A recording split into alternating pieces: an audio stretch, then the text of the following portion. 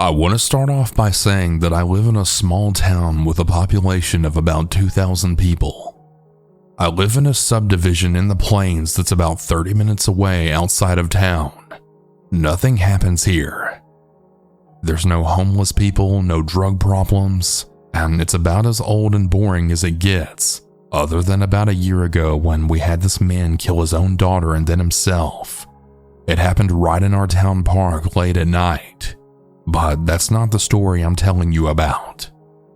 I do rodeo, and so does my neighbor, who just so happens to be a good friend of mine. A couple of months ago during summer, we had decided to go out for a trail ride on our horses for a night ride. It was really cool out, and it had been hot all day. We got about an hour into our ride, just walking on the dirt roads around the neighborhood, when we had heard a man's voice let out a blood-curdling scream. I wish I could say that it was words, but it was simply just the sound of a man screaming at the top of his lungs. I had heard it first, and immediately I had told my friends to stop and listen, and then after a few seconds of silence, it started again. Us being unserious kids and living in such a safe area, we just joked and said maybe it was someone playing a game with their kids. But then we agreed to stay just in case, and not even 30 seconds later, the man starts screaming yet again. It goes like this off and on every few seconds, and then after about 3 minutes, my friend says that she thinks that she heard him say, "Please, someone help." And then we immediately took this much more seriously. Now, our neighborhood is not some huge ranch-sized property. It's about 3 to 6 acres per house, so we definitely weren't the only people hearing this yelling and screaming. We had agreed that it was coming from behind the house that we were standing in front of while we were on the road, but we had both agreed to not just wander into the property for our own safety. My friend's parents are both cops, and we agreed the best bet was to call her mom and then see what she says. We called her after about 6 minutes of us just standing there, and after about a minute of full silence, her mom instructed us to call 911 and then explain the situation. Whether it was an emergency or not, we couldn't really say, so it was up to them. They asked for the address, and after we gave them all of the information they needed, they told us we could stay and hang around or head home, but that there would be cops there soon to check around. We agreed to head home simply because it was getting dark and we also had horses to feed. After about 35 to 40 minutes on our walk home, we get a call from the cops stating that they went to that home and then nobody answered the front door. They even went to the neighboring houses and everyone was supposedly completely fine in that area. A couple of other people stated that they had also heard the screaming, but that they didn't act or have any involvement with it. We told them that we believe it was coming from behind the home and not inside of it, and they said they would check out the whole property and get back to us. We eventually got home and we went our separate ways. Once I got inside, my friend had called me and then informed me that the cops had called her back. They had found a man stuck in the gears of his tractor in the back of his property. My friend had asked for more details and if he was okay, but the cops had stated that they couldn't inform us due to privacy reasons. Pretty damn stupid, right? I don't think people understand what a blood-curdling scream sounds like until you really experience it for yourself. It has stuck with me, and it still makes my brain turn months later. I still have no idea if we saved the man's life or if he ended up dead, as the cops never told us anything further. And if I'm being honest, I don't even know if I can handle the answers. So yeah, whatever happened to that man, I truly hope that he survived and that he's okay to this day. If you ever hear anyone screaming, trust your gut. Call the cops.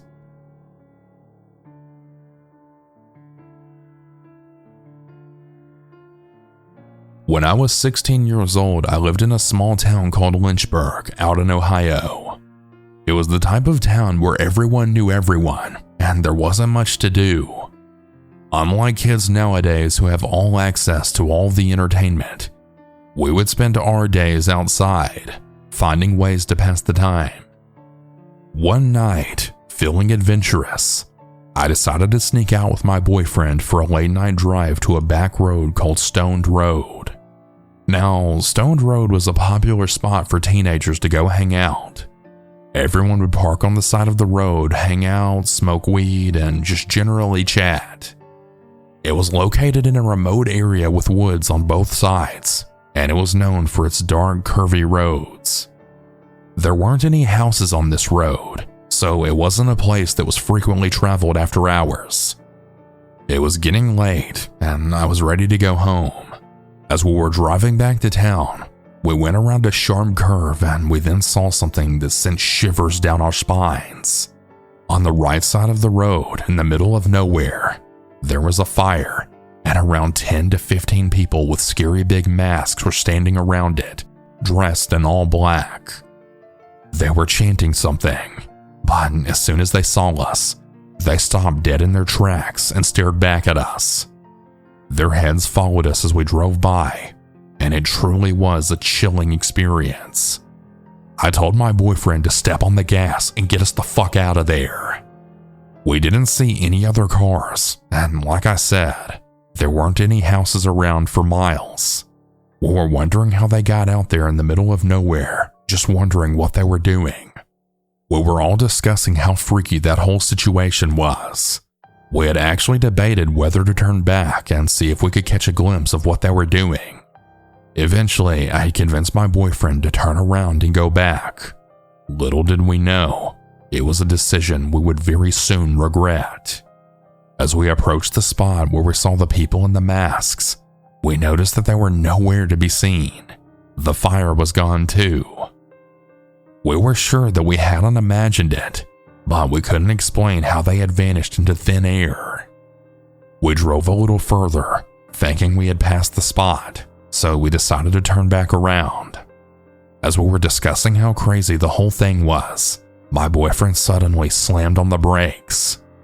I looked ahead and I saw a person in a mask standing in the middle of the road. They had a large stick with a pointed edge with red stuff on it, and it was also smeared on their mask and all over him. He had his hands up, signaling us to stop. I then let out a very loud scream, and my boyfriend quickly drove away as the person hit my window and then screamed. We were in a state of pure shock, and we didn't know what to do. The others who were seen with the masked people were now nowhere to be seen. After a few more minutes of driving, we thought we had gotten away. But then 2 cars came speeding up behind us, honking their horns and flashing their bright lights. My boyfriend was going fast, and we were all pretty scared, but we just wanted to get somewhere safe and get away from all these freaky people. Finally, we were coming into the town, and we saw the cars behind us do a U-turn in the middle of the road, and then went right back the way we had just came from. Needless to say, we didn't stop until we reached my house, ensuring no one followed us. We were all terrified, and we had no idea what we had witnessed or what the masked people were up to. It was very clear that they didn't want anyone to see whatever they were doing. I didn't get any sleep for the rest of that night, but I was so grateful that nothing else happened. We continued to the Stoned Road to smoke and hang out, but we made sure not to stay too late and to take the longer route, wanting to avoid going on that road as much as possible. To this day, I still can't explain what exactly we saw that night. All I know is that I'm glad we got away and that we never encountered those same people again. It's a lesson for all of us to be very careful and vigilant, especially when traveling on dark back roads in the middle of the night. You just never know what you might see or who you might encounter. People can be crazy, so stay safe out there.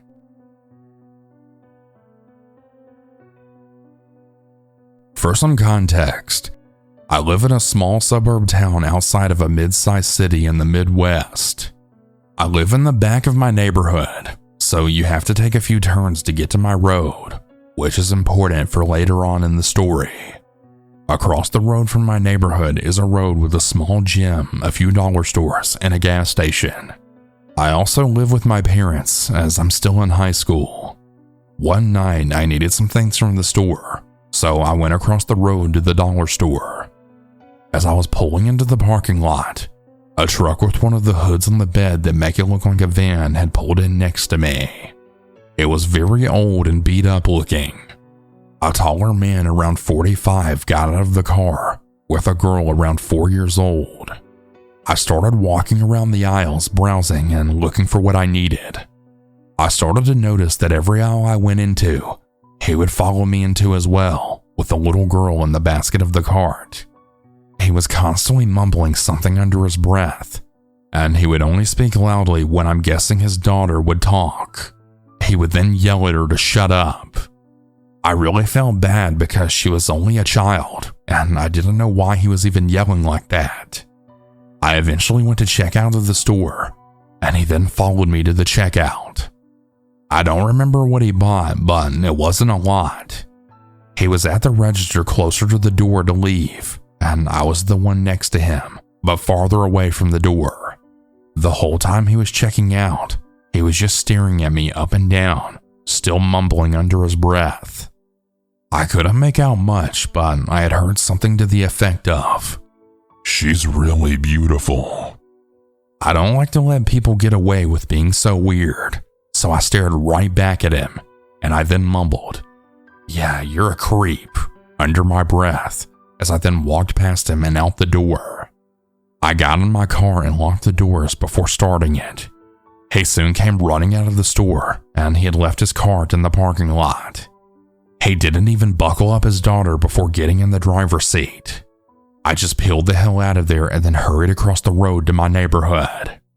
The man was right on my tail the entire time, so I knew better than to go straight to my house. Instead of turning right, I went straight through my neighborhood, and I took a left in the complete opposite direction of my house.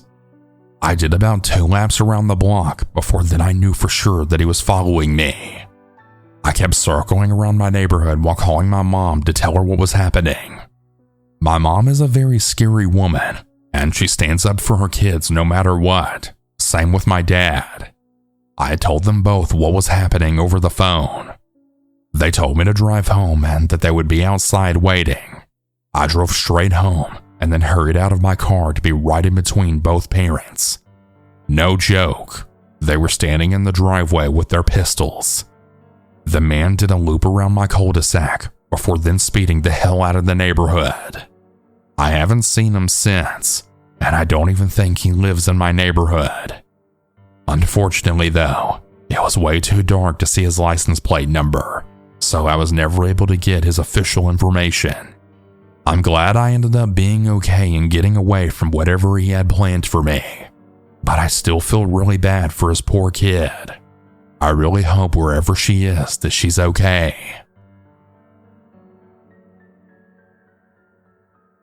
I'm 30 years old now.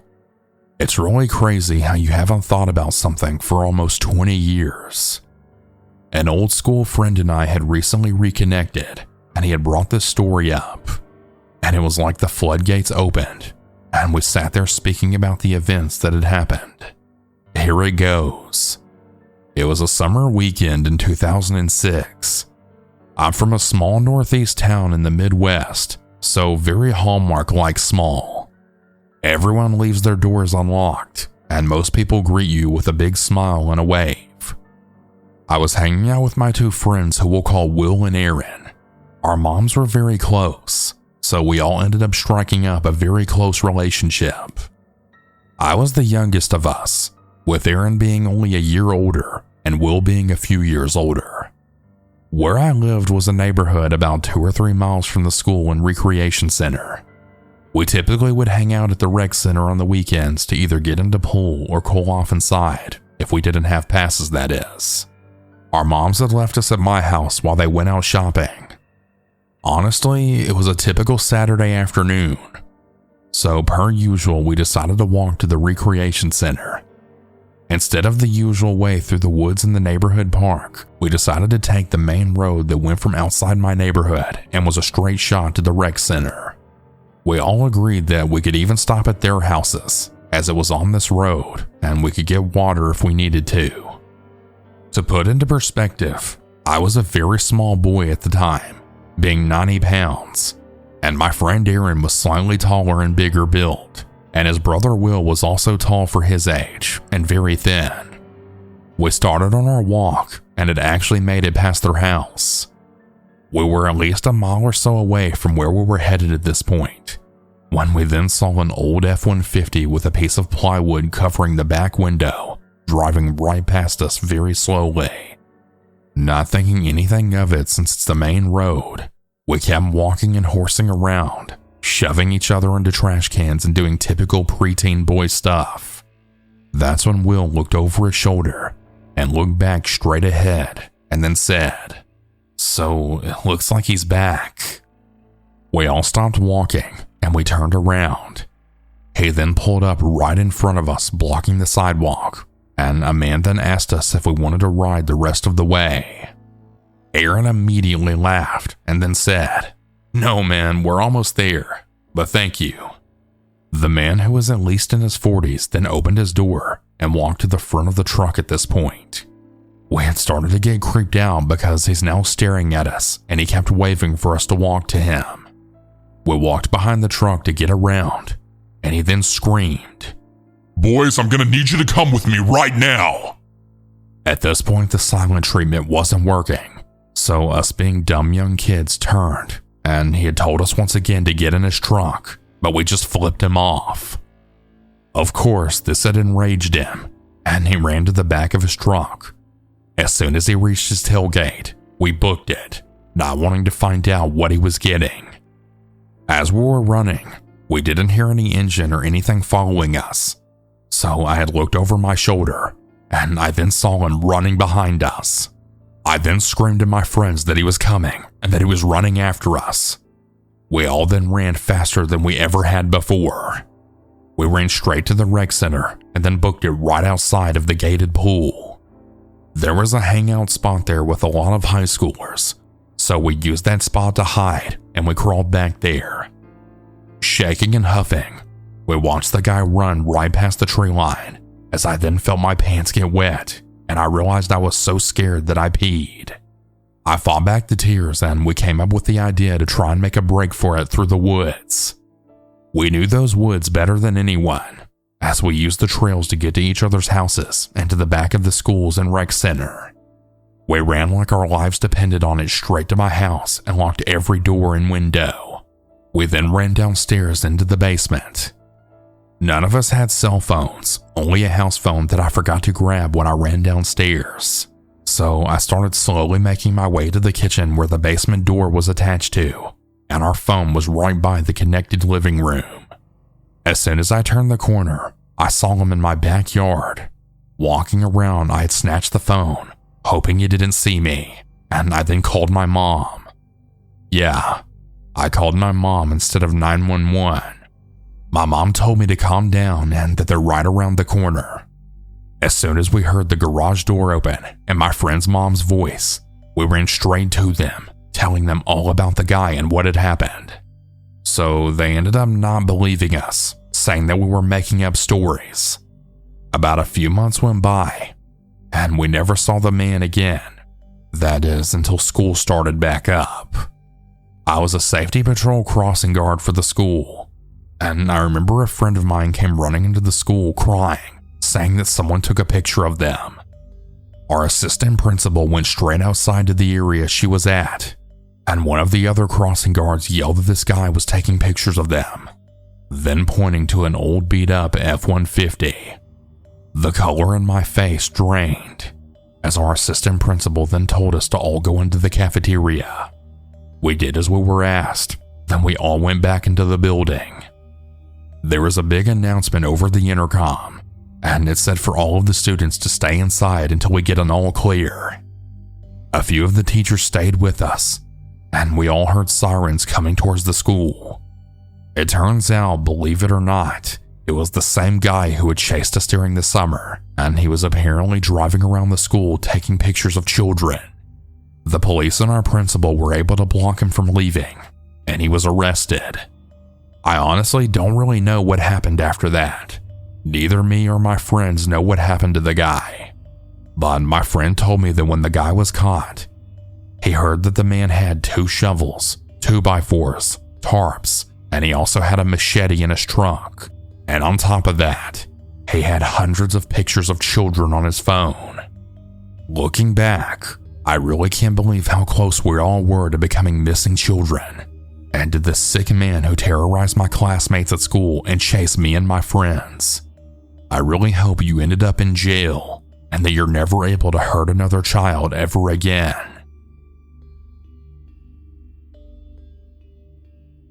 I used to work the night shift about 30 minutes away from where I lived. I went in at 8 p.m. and I left at 4 a.m. I had just finished my shift and I realized that I was low on gas. I always went to this gas station on my way out of town. I pulled up to a pump, got my card, and I went to start filling my gas. Well, after I had filled up, I went to go get a snack and some cigarettes. I never locked my car because, well, it was a small town and I wasn't super worried about it. I walked inside and browsed the chip aisle for a bit before choosing one, and then went to the counter to check out. I noticed a couple of cars in the parking lot while paying. I thanked the cashier and then headed to my car. On my way out, an old man had stopped me. "Ma'am?" I turned around. Yes? Sorry to bother you, but were you by any chance traveling with anyone?" My heart sank. "No, I didn't," I said. "Well, let's go back inside for a second," the man said, and then ushered me inside. He then pulled out his phone and dialed 911. I was shaking. I could have died. When the cops showed up, there was a guy that was hiding in my car, and he got out and started running, but he didn't get very far. They then handcuffed him and then came to talk to me.